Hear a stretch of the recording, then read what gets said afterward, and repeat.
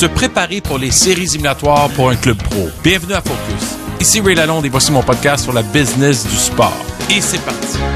Les séries éliminatoires dans le sport représentent une chance de passer à la prochaine étape et de compétitionner pour la Coupe Stanley au hockey, pour la finale de la NBA au basketball et même les séries mondiales au baseball. C'est pas différent que les séries dans le sport mineur ou amateur comme le hockey junior, la Coupe du Président ou la Coupe Mémorial. Toutes les équipes, tous les clubs, tous les joueurs, tous les coachs ne pensent qu'à augmenter la préparation puis l'intensité une fois que les séries arrivent. Mais pour les gens du côté business, on se prépare de façon à exploiter au maximum chacun des matchs à domicile. La raison est simple, c'est qu'on n'en a pas beaucoup de matchs à domicile durant les séries. Et surtout, on ne sait pas si on passe à la série suivante. Donc, on est assuré dans une série 4-7 d'en avoir 2. Il faut maximiser au niveau des ventes de billets, au niveau de l'expérience dans l'amphithéâtre, au niveau de la restauration, au niveau des produits disponibles en boutique. Il faut être prêt à profiter de façon opportuniste à l'occasion de maximiser les revenus. Puis évidemment, au niveau des médias sociaux, puis tout ce qui touche l'aspect technologie puis numérique, il faut être en position pour pouvoir diffuser, connecter avec les partisans, engager ces partisans-là pour la durée des séries. Dans certains cas, ça peut durer 2 mois. Dans d'autres cas, ça peut durer moins de 2 semaines. Alors, c'est une question de maximiser les revenus pendant que l'opportunité est devant nous.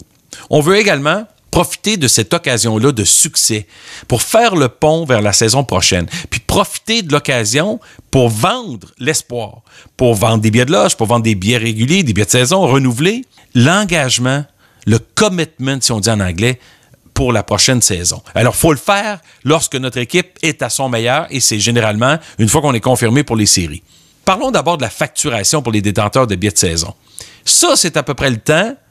Évidemment, dès que l'équipe se confirme, dès que l'équipe est en bonne voie, dès que l'équipe a une excellente chance de se qualifier, c'est jamais plus que 2 mois, mais ça peut être entre 1 et 2 mois avant qu'on arrive aux séries, de façon à donner le temps à nos consommateurs partisans de prendre une décision vis-à-vis les billets qui sont disponibles pour eux. C'est aussi une occasion pour l'équipe de se donner une chance de planifier l'expérience, la préparation en termes de l'amphithéâtre, la campagne de marketing, puis comment on va tenter de rajouter une valeur perçue plus importante, parce qu'on va charger plus cher pour les billets, donc il faut augmenter l'offre à l'intérieur, que ce soit le Centre Bell, que ce soit n'importe quel amphithéâtre. Si on charge plus cher, il faut leur en donner plus. Puis plus, c'est pas juste la particularité, l'espèce de caractéristique unique d'un match de série, c'est l'ensemble de l'offre pour le consommateur.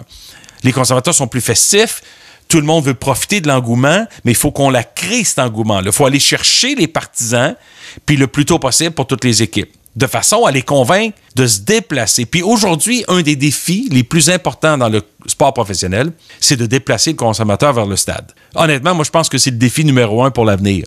Parce qu'avec la façon dont le sport se connecte, avec la façon dont les gens consomment, avec la façon qu'on n'a pas besoin d'être branché pour nécessairement être partisan, puis qu'on peut suivre ça à distance, on n'a pas besoin d'être sur place, c'est de plus en plus difficile d'emmener les gens à se déplacer, dépenser 3 heures, un paquet d'argent, le temps que ça prend, et on n'est jamais sûr du résultat non plus. Alors, il faut qu'on soit opportuniste à la veille des séries, puis profiter de l'occasion où le succès peut entraîner une relation long terme, puis comment engager le partisan de façon émotive vers son club.